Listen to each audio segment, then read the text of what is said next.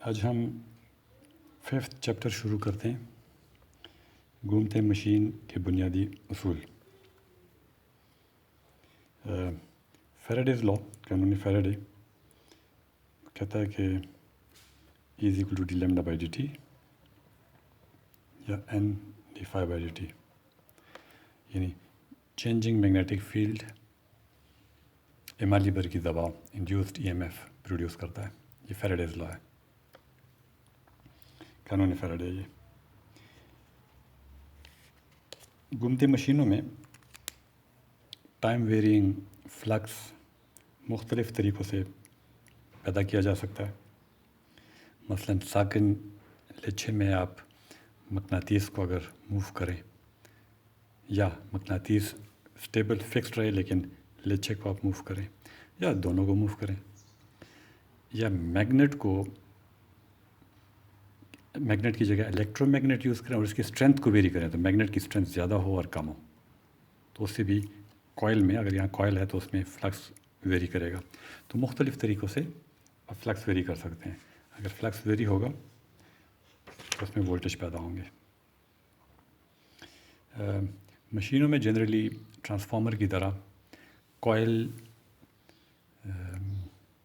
किसी कोर पे लपेटा गया होगा, किसी कालिब के ऊपर, और कालिब में भंवरनुमा बरकी रॉ एडी करंट्स को कम से कम करने के लिए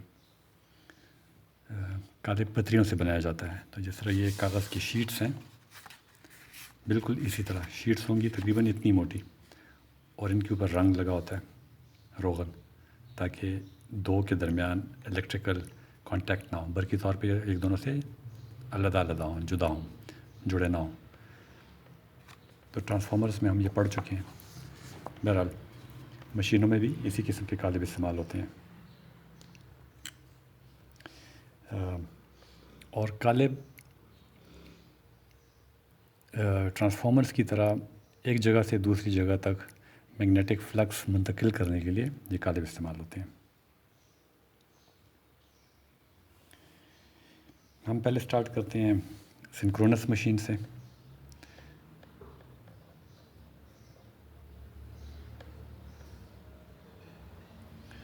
सिंक्रोनस मशीन, जिसको हम मासर मशीन कहते हैं, मासर मशीन, हम इससे शुरू करते हैं और कुछ बुनियादी चीज़ें पहले समझते हैं। कि सपोज़ मिसाल के तौर पे आपके पास एक मैग्नेट हो, एक मकनातीस हो, और इसके बाहर एक कोर हो, और कोर यहाँ एक कट लगा हो, यहाँ पे एक कॉइल हो, यहाँ पे भी एक कट लगा हो, यहाँ एक कॉइल हो, मतलब इस तरह एक कॉइल है इन पॉइंट एंड पॉइंट के दरमियान, और ये मैग्नेट है जो घूम सकता है। अब इसमें दो कुतब हैं, नॉर्थ पोल और साउथ पोल, दो कुतब हैं, तो हम कहते हैं ये दो कुतबी मशीन है। इसी तरह इसमें एक कॉइल है तो हम इसको कहेंगे सिंगल कॉइल या यकलिच्छी मशीन है। तो आप इस तरह इसके नाम बनाते हैं, तो हम इसको कहेंगे दो कुतबी यकलिच्छी मासर मशीन। अगर ये मकनातीस एक सेकंड में एक चक्कर काटे तो हम कहते हैं कि इसकी फ्रीक्वेंसी या इसकी इर्तियाश वो 1 हर्ट्ज़ है। 1 हर्ट्ज़ का मतलब है एक चक्कर एक सेकंड में। अगर ये n चक्कर काटता हो एक सेकंड में तो हम कहेंगे इसकी फ्रीक्वेंसी n हर्ट्ज़ है। और जनरली हम चलें इसी तरह अगर ये f चक्कर काटता हो तो हम कहेंगे इसकी फ्रीक्वेंसी f हर्ट्ज़ है। तो जनरली हम फ्रीक्वेंसी को f में लिखते हैं, फ्रीक्वेंसी, इसको इर्तियाश कहते हैं। तो हम कहेंगे कि अगर इसकी फ्रीक्वेंसी f है, f हर्ट्ज़ है, तो इसका सादा मतलब ये होता है कि एक सेकंड में ये मैग्नेटिस f चक्कर काटेगा। मतलब अगर f की वैल्यू 50 हो, हम कहेंगे 50 हर्ट्ज़ की मशीन है, तो ये एक सेकंड में 50 चक्कर काटेगा, बहुत तेज़ घूमता है।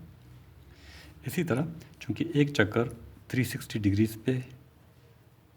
डिग्रीज़ को ज़ाहिर करता है, तो अगर एक चक्कर फी सेकंड काटता हो तो हम ये भी कह सकते हैं कि इसकी जो स्पीड है वो 360 डिग्रीज पर सेकंड है। तो रफ्तार को आप जो घूमने की रफ्तार है उसको आप हर्ट्ज़ में भी बयान कर सकते हो, एफ हर्ट्ज़, और आप डिग्रीज़ में भी बयान कर सकते हो। तो मैं कह सकता हूँ 360 डिग्रीज़ पर सेकंड। अगर ये n चक्कर काटता हो एक सेकंड में तो n मरतबा 360 डिग्रीज़ होंगे। तो इस केस में हम कहेंगे n टाइम्स 360 डिग्रीज़ पर सेकंड। तो हम कहेंगे, अब इसको n हर्ट्ज़ भी कह सकते हो और 360n डिग्रीज़ पर सेकंड भी कह सकते हो। इसी तरह अगर f हर्ट्ज़ हो, अच्छा 360 डिग्रीज़ में भी आप एंगल्स मेजर करते हैं और रेडियंस में भी मेजर करते हैं। तो एक पूरे दायरे को 360 डिग्रीज़ को 2 पाई रेडियंस कहते हैं, 2 पाई रेडियंस। तो अगर एक चक्कर फी सेकंड काटता हो तो हम कह सकते हैं 2 पाई रेडियन पर सेकंड। इसकी रफ्तार है 2 पाई रेडियंस पर सेकंड। अगर f चक्कर काटता हो तो हम कहेंगे 2 पाई f रेडियन पर सेकंड। और इसको एंगुलर वेलोसिटी कहते हैं, ज़ावियाई रफ्तार, और इसको जनरली w से, w नहीं, ओमेगा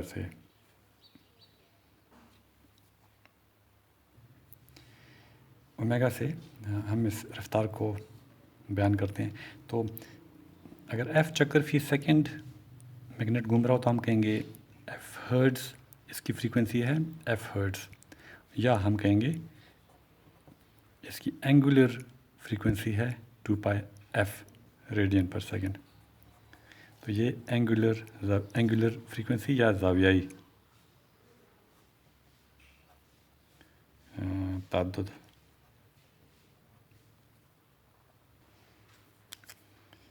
यहाँ पर भी मैंने इर्तियाश लिख दिया, ताद्दुद, फ्रीक्वेंसी को ताद्दुद कहते हैं। तो ये एक फार्मूला है, बहुत अहम फार्मूला है। जब भी आप मशीन्स की बात करें तो एंगुलर फ्रीक्वेंसी या ज़ावियाई ताद्दुद की बात आएगी, w omega is equal to 2 pi f।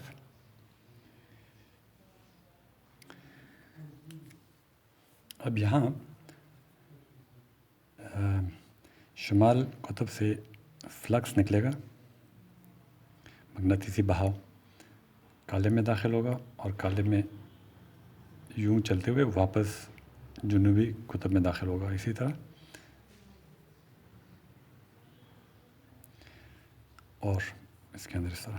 तो जो मगनातीसी बहाव है वो आपको समझ आना चाहिए कि दो रास्ते से यहाँ आएगा, और यहाँ पे ये जो फासला है कुतुब के इस एंड और कालिब के दरमियान, तो ये खला है, फ़ज़ाई खला, एयर गैप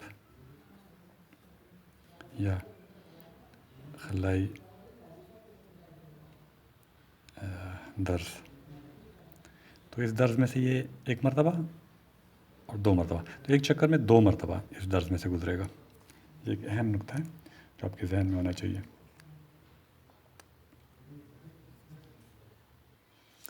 अब हम एक दूसरी इस शक्ल को दोबारा बनाते हैं थोड़ा मुख्तलिफ तरीके से।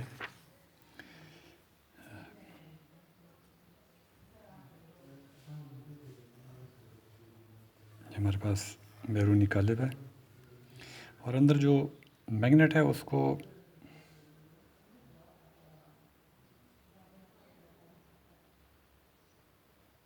कुछ इस किस्म का, कोई ज़्यादा गोल नहीं है।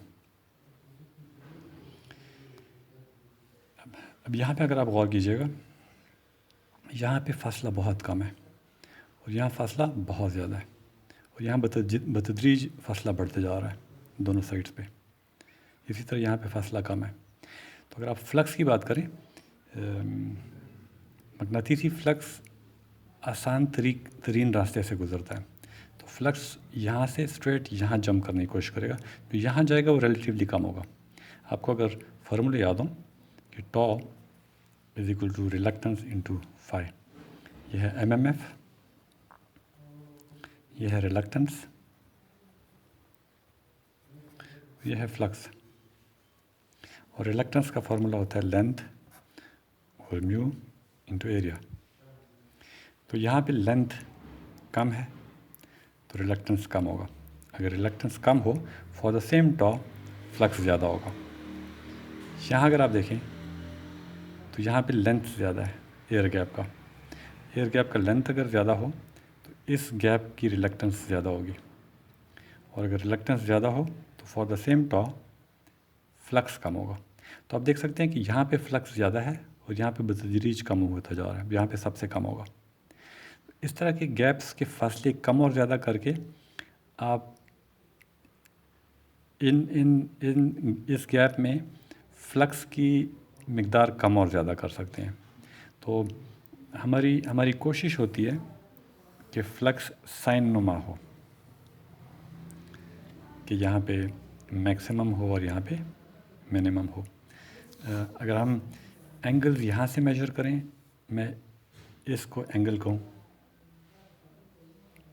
थीटा पी, पोल के ऊपर एंगल, और ये उफ की लकीर है, हॉरिजॉन्टल से मैं इसको मेजर करना चाहता हूँ, तो हम कहते हैं कि 0 डिग्रीज़ पे फ्लक्स मैक्सिमम है।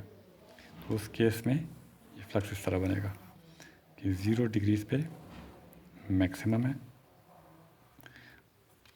और 90 डिग्रीज़ पे मिनिमम है, फिर 180 डिग्रीज़ पे चूँकि अंदर की तरफ है तो अगर इसको हम प्लस कहें तो ये फिर माइनस होगा। तो आप देख सकते हो 0 डिग्रीज़ पे मैक्सिमम है, 90 डिग्रीज़ पे 0 है, और फिर 180 पे नेगेटिव लेकिन मैक्सिमम साइड पे मैक्सिमम होगा। तो फ्लक्स की जो शेप है वो ये होगी। इस सूरत में कोशिश ये की जाएगी कि फ्लक्स की शेप ये हो, फ्लक्स भी यही होगा, और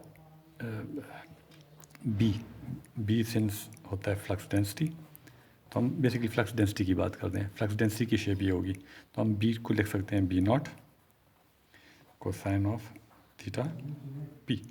थीटा पी पोल के ऊपर एंगल है, कि जहाँ पे पोल है उसके एंगल हम मेजर कर रहे हैं। तो हम इस नॉर्थ पोल से एंगल मेजर कर रहे हैं कि पोल की टिप को हम 0 लेंगे तो वहाँ पे मैक्सिमम बीटा होगा, मैग्नेटिक फ्लक्स डेंसिटी। इस शक्ल की बजाय अगर ये मैग्नेट थोड़ा घूम जाए किसी एंगल पे, मैग्नेट थोड़े एंगल पे हो तो ये शक्ल इस तरह होगी।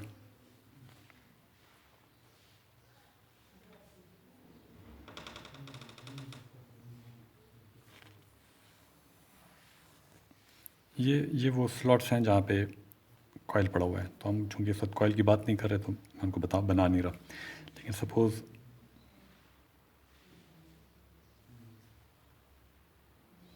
इस तरह मैग्नेट इस तरह पड़ा हो, एक एंगल पे पड़ा हो।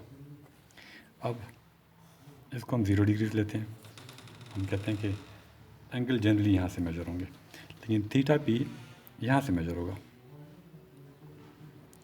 तो जो यहाँ पे थीटा पी की बात की गई वो इस एक्सिस से मैग्नेट के महवर से एंगल मेजर होगा, पोल का ज़ाविया। तो हम यहाँ पे देख सकते हैं, अगर हम इस ज़ाविये की बात करें,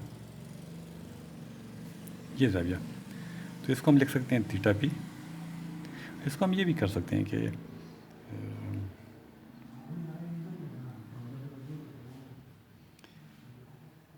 इस ज़ाविये को अगर हम थीटा एम कहें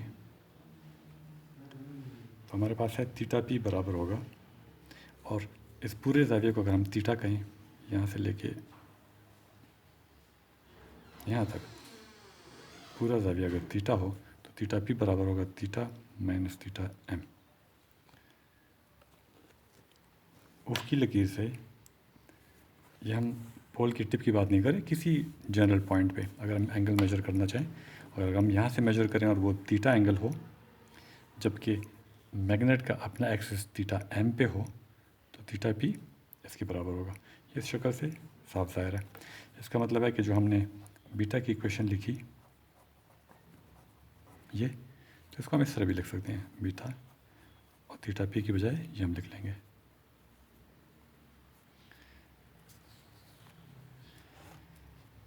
अब ये किसी भी पोजीशन पे, किसी भी जनरल पोजीशन पे मैग्नेट अगर पड़ा हो तो खलाई दर्ज में एयर गैप में मैग्नेटिक फील्ड की इक्वेशन ये होगी। मैं इसको छोटा करके लिख लेता हूँ।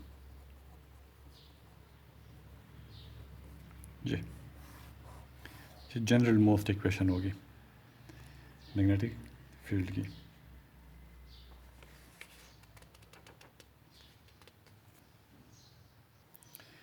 अब दोबारा हम इस शक्ल पे गौर करते हैं और मैं यहाँ एंगल्स अगर बनाऊँ तो ये है 0 डिग्रीज़ से ये होगा 45 डिग्रीज़, ये एग्जैक्ट 90 डिग्रीज़ होगा, ये 180 डिग्रीज़ होगा, ये 270 डिग्रीज़ होगा। अब आप देख सकते हैं कि यहाँ पे फ्लक्स का डायरेक्शन ये है, नॉर्थ पोल से फ्लक्स निकल रहा है और साउथ साइड पे फ्लक्स का ये डायरेक्शन इस डायरेक्शन में। अब अगर आप रेडियल डिस्टेंस मेजर करना चाहें तो रेडियल डिस्टेंस मरकज़ से मेजर होता है। तो रेडियल डिस्टेंस अगर मैं इस पॉइंट यहाँ मेजर करना चाहूँ तो मैं कहूँगा रेडियल डिस्टेंस ये है। अगर मैं यहाँ पे मेजर करना चाहूँ तो मैं कहूँगा रेडियल डिस्टेंस ये। अब आप देख सकते हैं कि आधे इस तरफ यहाँ रेडियल डायरेक्शन और फ्लक्स का डायरेक्शन एक रुख में है। मतलब यहाँ पे अगर मैंने रेडियल डायरेक्शन देखता हूँ यहाँ पे तो रेडियल डायरेक्शन ये है, तो मैं देखता हूँ रेडियल डायरेक्शन और फ्लक्स की डायरेक्शन एक है। यहाँ मैंने देखना हो तो देखो रेडियल डायरेक्शन ये है, तो रेडियल डायरेक्शन और फ्लक्स की डायरेक्शन एक जैसे है। अगर मैंने यहाँ देखना हो तो देखो फ्लक्स अंदर की तरफ है जबकि रेडियल डायरेक्शन बाहर की तरफ है, तो यहाँ पे फ्लक्स और रेडियल डायरेक्शन एक दोनों की मुखालिफ है। यहाँ मैंने देखना हो तो देखो फ्लक्स अंदर की तरफ है जबकि रेडियल डायरेक्शन बाहर की तरफ है। तो आप देख सकते हो कि आधे मतलब 180 डिग्रीज फासले पे, आधे चक्कर पे रेडियल डायरेक्शन और फ्लक्स इनके रुख एक जैसे हैं, जबकि इस आधे हिस्से पे फ्लक्स का डायरेक्शन और रेडियल डिस्टेंस का डायरेक्शन ये आपस में मुखालिफ रुख हैं। ये हम यहाँ पे जो ये बी नॉट दिखाया हुआ है, दिस इज़ 90 डिग्रीज़, ये है 180 डिग्रीज़, ये है 270 डिग्रीज़। तो इसमें आपको ये सब कुछ नज़र आ रहा है कि 0 से +90 और -90, सो -90 से +90 तक फ्लक्स पॉजिटिव है। यहाँ अगर आप देखें ये -90 है, तो -90 से +90 तक प्लस फ्लक्स पॉजिटिव है, जबकि 90 और -90 के 90 से 270 तक, 90 से 270 तक रेडियल डायरेक्शन ये है और फ्लक्स ये है, तो फ्लक्स माइनस डायरेक्शन में, तो 90 से 270 तक फ्लक्स माइनस डायरेक्शन में। तो ये पिक्चर आपके जहन में क्लियर होना चाहिए कि जो हम बना रहे हैं और जो चीज़ें लिख रहे हैं इनका आपस में ताल्लुक़ क्या है और ये ताल्लुक़ किस तरह पैदा हुआ है।